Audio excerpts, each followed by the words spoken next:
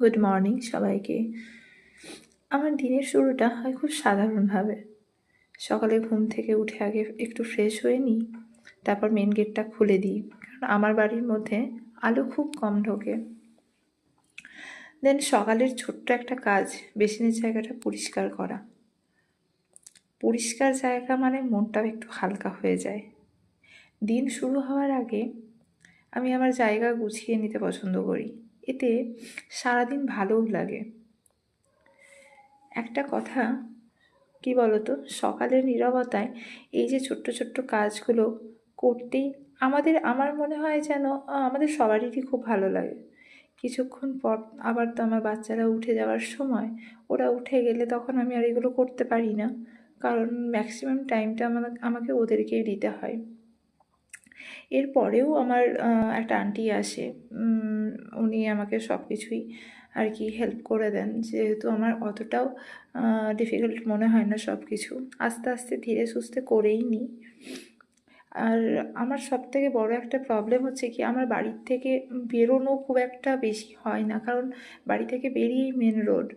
তো সেই জন্য বাচ্চাদেরকে আমাকে সবসময় বাড়ির ভেতরেই লক করে রাখতে হয়। কখনো বাইরে গেলাম তখন আমরা সবাই মিলে একসাথে গেলাম, সেটা আলাদা ব্যাপার। ওই জন্যই আর কি ওরা ঘুমিয়ে থাকতে থাকতে যতটা পারি নিজের কাজগুলো একটু এগিয়ে নেওয়ার চেষ্টা করি।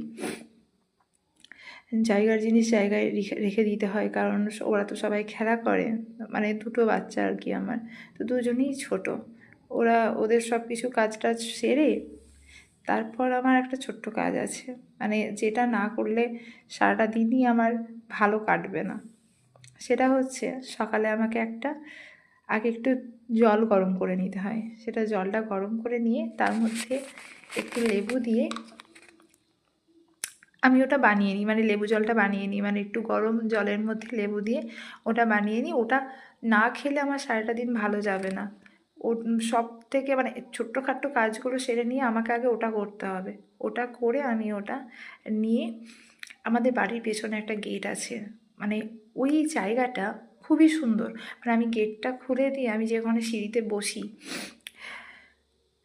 তো ওখানে বিশ্বাস করো এত সুন্দর, মানে ওখান থেকে আর উঠতে ইচ্ছে করে না। সকালবেলাটাতে উঠে ওখানে বসে লেবু জলটা খাই, চারপাশটা বড্ড শান্ত, মানে এতটাই শান্ত, কোনো আওয়াজ নেই।